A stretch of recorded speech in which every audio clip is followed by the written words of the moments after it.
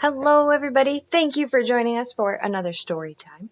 This time we're going to be talking all about turtles and how they come up out of the water to lay their eggs and what a journey it is for them to get back to the water. So one of my favorite things about summer is seeing all the turtles out sitting on their logs.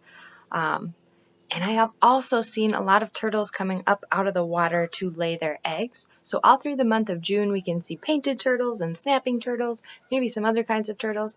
And they come up out of the water where they're living and go upland to lay their eggs. Some of them might travel for up to a mile away. And in that mile, they might have to cross a road, or they might cross a bike path, or cross a farmer's field. And there's lots of things like cars and bikes and tractors that might hurt a turtle. You've probably maybe seen some dead turtles on the road. So this can be a really, really dangerous time for turtles. And there are some things we can do to help. We can report areas with lots of turtle crossings to the DNR, and then they'll concentrate efforts on protecting turtles in those areas. We can, if we're with an adult and we can do it safely, we could stop and help that turtle cross the road in the direction that it's going. If we kind of flip them around and put it on the other side, chances are she's going to cross the road again because she's trying to get to where she wants to go to lay her eggs or back to the water that she came from. The other thing you can do is if you have a turtle nest in your yard, you could put some sort of fencing over it so it can't be dug up by a predator. Throughout the summer, as we get into like July and August, lots of times if you're somewhere near the water, you might find a nest that's been dug up. And there are a lot of predators that want to eat those tasty little turtle eggs. So things like raccoons or skunk or fox, all of them will eat turtle eggs and dig up a nest. So you might see signs of that, a nest dug up with broken shells everywhere, maybe even some tracks that will tell you who was there to dig up that nest.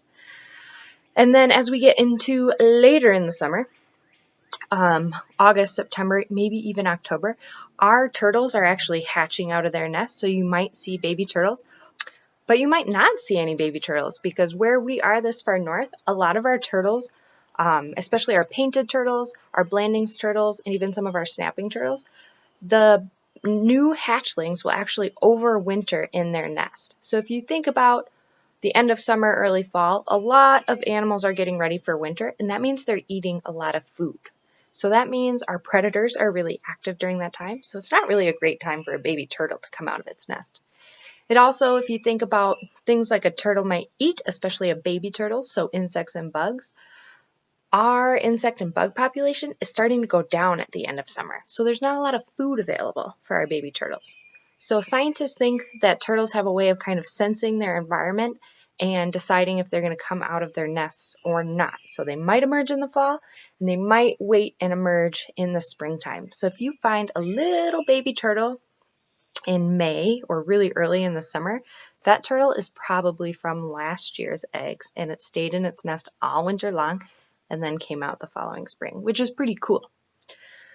So we're going to read a book today. It's called Where Should Turtle Be? And this is actually about a sea turtle. And we don't have sea turtles in Minnesota or Wisconsin, but that's okay.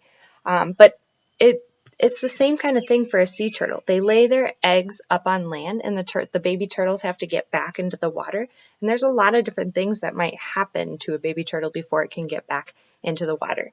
Sea turtles might lay, some sea turtles like hawksbills might lay over 200 eggs in a clutch, or that's what we call a group of eggs. A painted turtle might only lay 4 to 10. So depending on the turtle species, they lay different sizes, clutches of eggs, but all turtles have a pretty high mortality rate or a pretty high death rate before they get back into the water. So they have to lay a lot of eggs so that some of them are going to make it back. So let's read our book and find out what a turtle might encounter on its way back to the water. It's called Where Should Turtle Be? By Susan Ring, illustrated by Lori Allen Klein.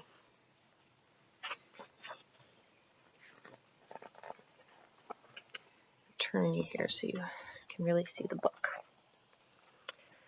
Late one night, when you couldn't hear a sound, there came a cracking and a popping, something moving on the ground.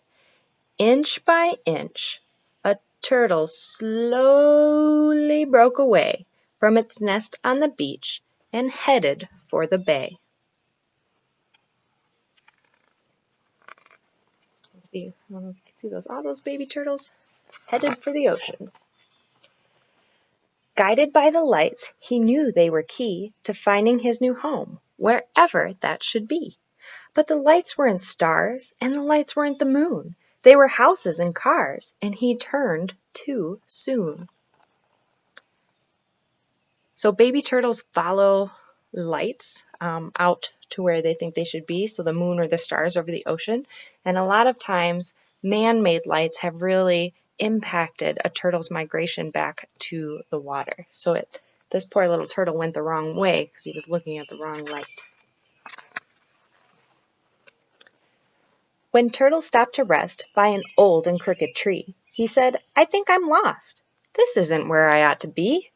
Little Turtle cried, and with his tiny voice he said, "I'm not where I should be. I'm in the woods instead."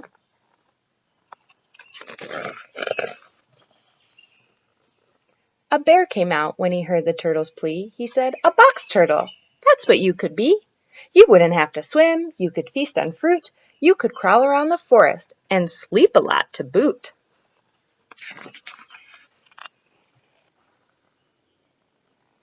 So we have our baby sea turtle and our box turtle. What are some differences you notice? Our little sea turtle has flippers instead of legs and claws like our box turtle because he's better at living in the water. Turtle tried it for a while, but he couldn't stick to it. He was not a box turtle. He just couldn't do it. "No, thank you," said the turtle. "It's just not me. I really don't think that's what I'm supposed to be." And so he walked on.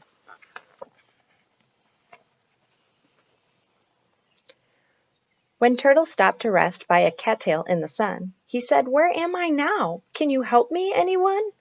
Little Turtle cried, and with his tiny voice he said, "I'm not where I should be. I'm by this pond instead."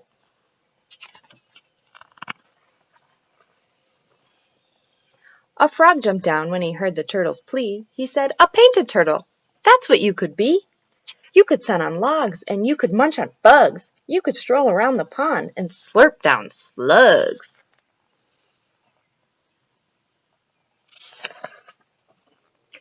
Turtle tried it for a while, but he couldn't stick to it. He was not a painted turtle. He just couldn't do it. "No, thank you," said the turtle. "It's just not me. I really don't think that's what I'm supposed to be." And so he walked on. Turtle was unhappy, trudging through the salty marsh. The sun was hot, the mud was deep, this habitat was harsh. He pulled and yanked and flailed around in the icky, sticky, muddy ground. Turtle tried without much luck, but sat there stuck in gobs of muck.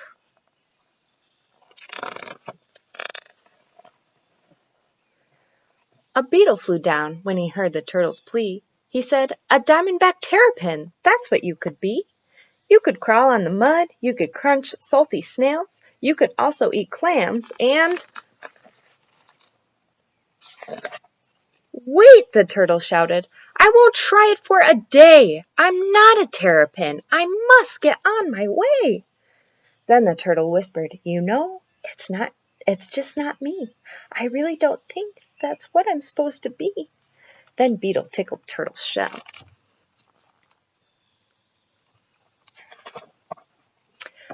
The turtle laughed so hard that pop, he flew out from the mud, about a mile and a yard.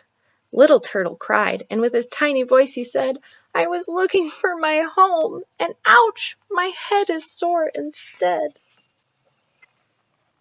Poor turtle. A crab scurried down when he heard the turtle's plea. He pointed and he said, "Out there, that's where you ought to be. Out there, little turtle, it's well within your reach." Then Turtle looked around and saw he had landed on the beach.